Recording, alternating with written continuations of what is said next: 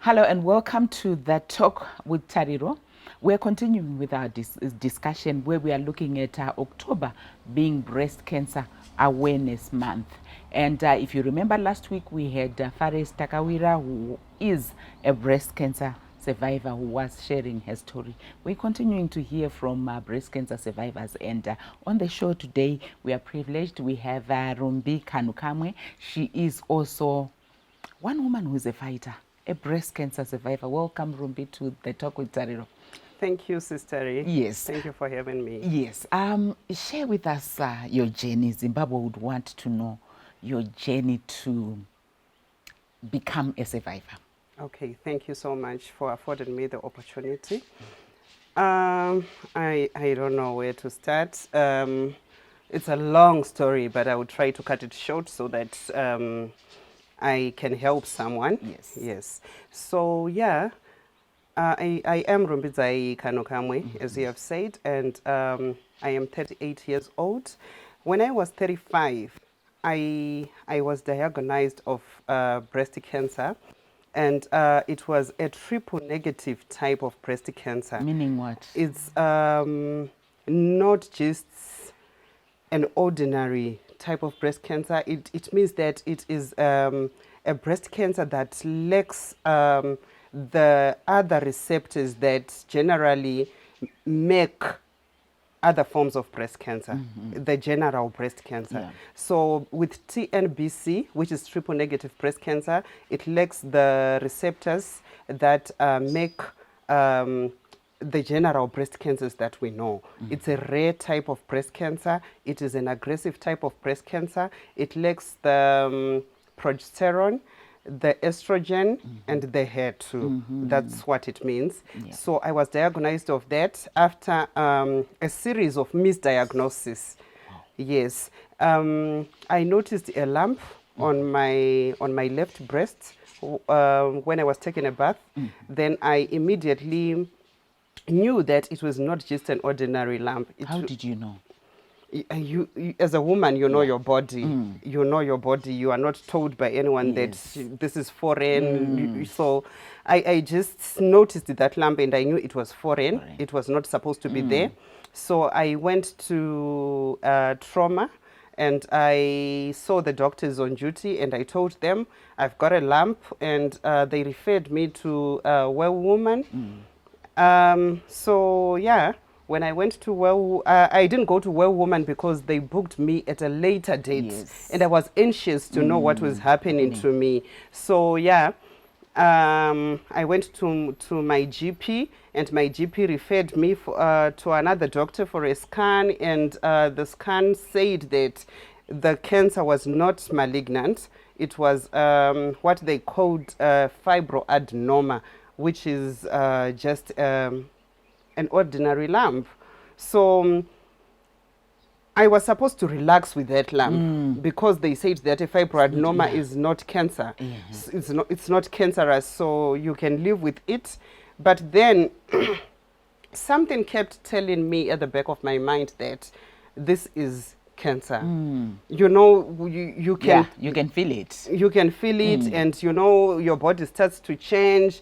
You were an active person, and all of a sudden you are not up and running as you used to be. You feel tired. Maybe after just a small activity like maybe preparing dinner, you feel so tired.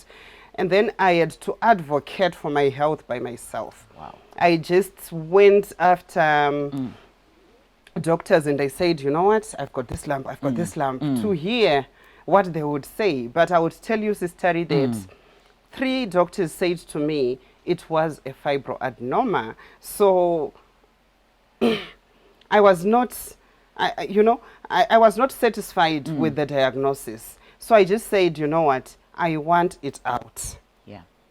So I went back to my GP and I said, doctor, I'm here again. This fibroadenoma, whatever you call it, I want it out of my body. So I was referred to a surgeon, and it is the surgeon that I was referred to that saved my life, Dr. Israel Dube. So it was the surgeon that saved my life, because he then said, before we consider doing surgery on this thing, let's start by doing a biopsy. And so that we are just sure it's non-malignant. Yes. So yeah, we then went for the biopsy, and I was told that I was stage 3 breast. I had stage 3 breast cancer. They called it the invasive ductal carcinoma. So yeah, I was to start on my treatment immediately, and that is when my whole life just changed. You know that it's not easy to be diagnosed of cancer. Yes. You know, my life just shattered.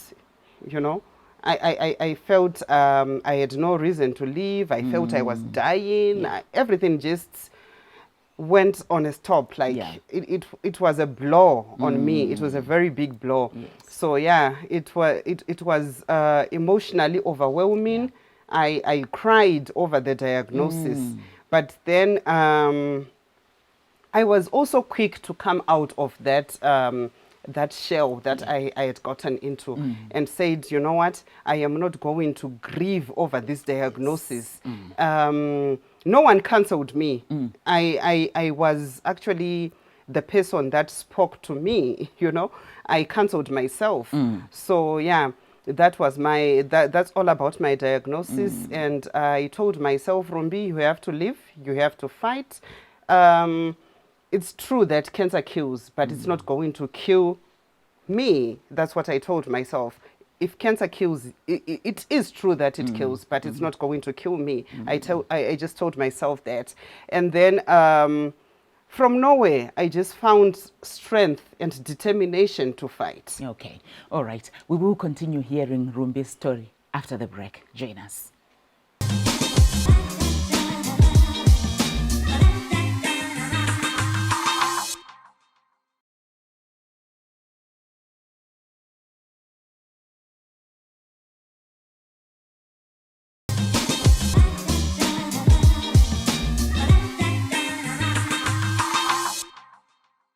We continue with our discussion. We do know October is Breast Cancer Awareness Month, and how best than to bring breast cancer survivors so that we learn from them, and hoping that after listening and hearing their stories, we will also act on our health. What I heard from Rumbi was, I advocated for my health after getting those false results first. And for me, really, is to say, was it an inner voice that was pushing you to advocate for your health? Like Because for anybody else, being told, no, it's nothing, then you get that false comfort and you then relax. But for you, something just kept on telling you that something is just not right. Not an inner voice, really, but like I said before, that as a woman, you should know your body. Not just as a woman, because... But now you had gotten results from the doctor telling you that, no, it's fine. But the doctor does not carry my body. I carry my own body. I know myself. Yes. Yes. These are my boobs, you know. And I could tell that this thing wasn't here. It's now here. Yeah. It's foreign. And you should then be able to say, this thing is not supposed to be here, because it was not here in the beginning. And by just general knowledge that breast cancer presents with a lump, whether it's on the boob, under the armpit, that alone was enough to tell me I had to do something. Yes. Yes. So yeah, I think that was the only sign that I had. And with that one sign, I just said, I am going to advocate for my health. Yes. Let's look at your treatment. How did it then go? Okay. I then left Zimbabwe for South Africa. the truth is I had lost hope with the local doctors because remember, 3 doctors had misdiagnosed me. So I just said, how can I trust them with the treatment as well? So I just said, maybe a different environment will help me. So I left for South Africa. I got there, and the treatment that I was given was specifically tailored for me.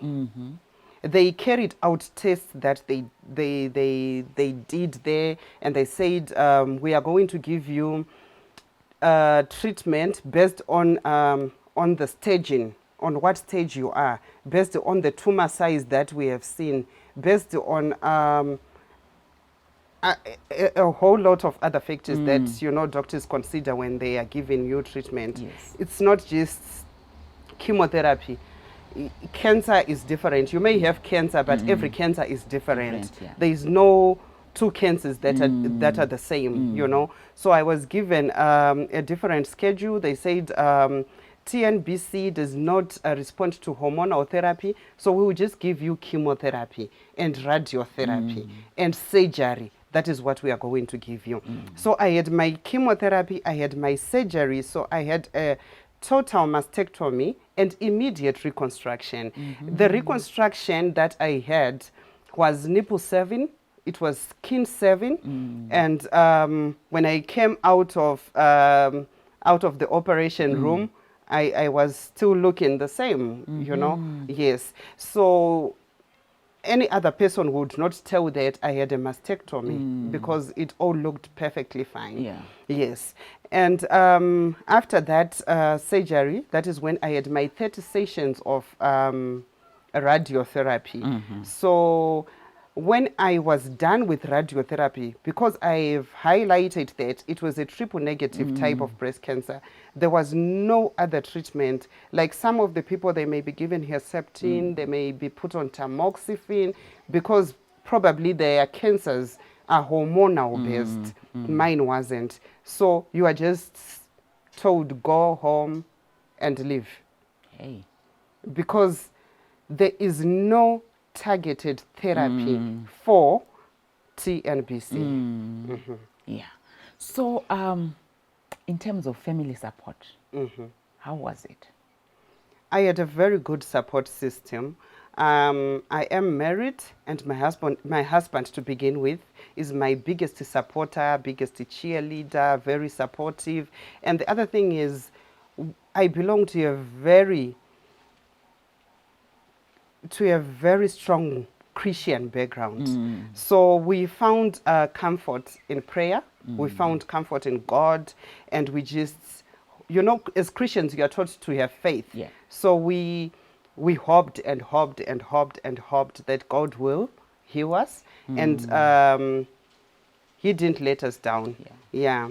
So when you are fighting cancer, you don't fight it alone. You really need that strong support system. Yeah. Family. I have siblings. I have my sisters, my brothers that are also prayerful. I have my mother who is there. She's also prayerful. Everyone just supported me and helped me. Yeah. And the other thing is, when you are diagnosed with cancer, I think it's important to share your diagnosis only with those that you know that they will fully support you. You don't want people that will drain your energy. Exactly. You don't want people that will Stigmatize you. stigmatize and come and give you negative talk, and you don't want all that. Yes. You just want people that are really maybe the inner circle, if I may call it. Yes. So I had that inner circle, which was my family, my siblings, and my friends. A few of my friends, they knew about the diagnosis and they supported me all the way. How important is support? Support is very crucial because, you know, emotionally you are drained, Yes. you are overwhelmed, you are, you know, with a cancer diagnosis, it's funny. You are like a baby. You are always crying. Yes. Sometimes some are suicidal. I wasn't though. I actually wanted to leave. But some are actually suicidal. Yes. So that support is very crucial because people always have to be around you and be You need company always. Yeah. And you need to keep yourself busy. Not talking about cancer, Yeah. diverting from this topic and talking about other things, doing other things, and forgetting that you have cancer. Yes, that's the most important thing to do. So that maybe by the end of the day, after a long day of hard work, a long day of chit-chatting, you just go to bed and flatten out. We continue with the discussion after this short break.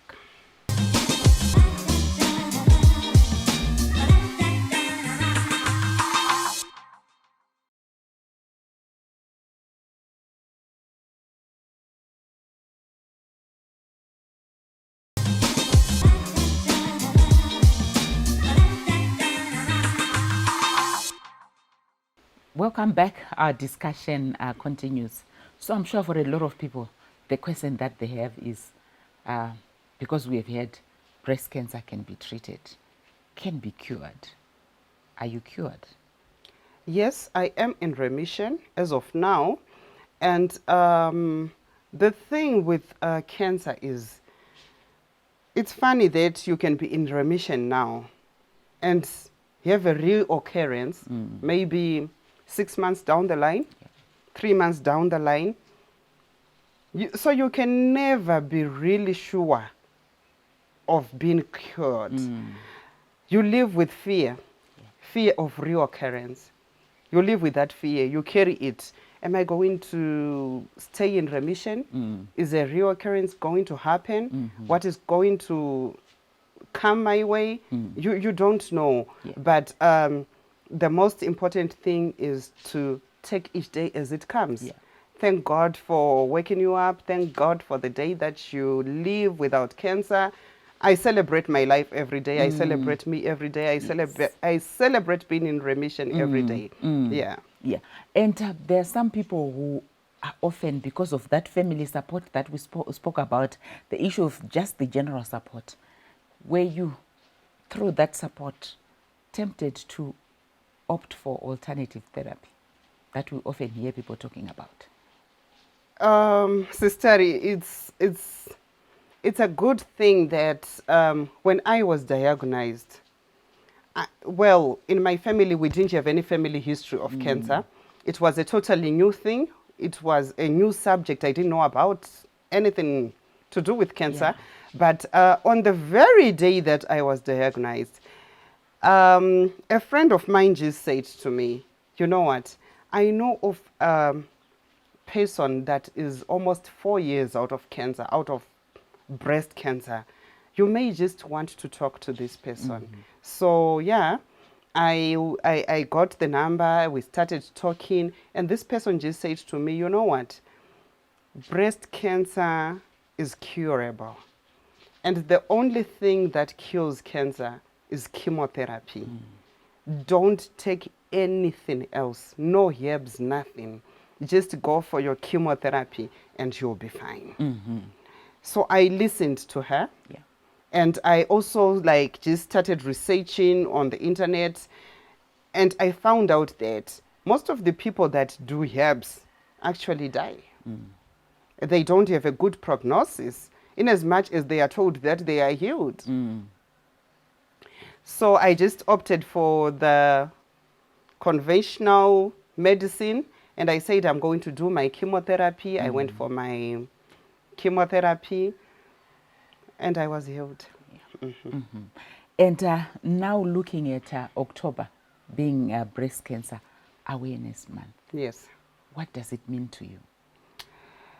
To me, it's like my favorite month, because this is the month that I get to relate to it so well and say, here is a month where I can talk about breast cancer, make noise about breast cancer campaign, make noise, like awareness noise, and say, you ladies, men also, because also men are affected by breast cancer. Ladies and men, let's check our boobs.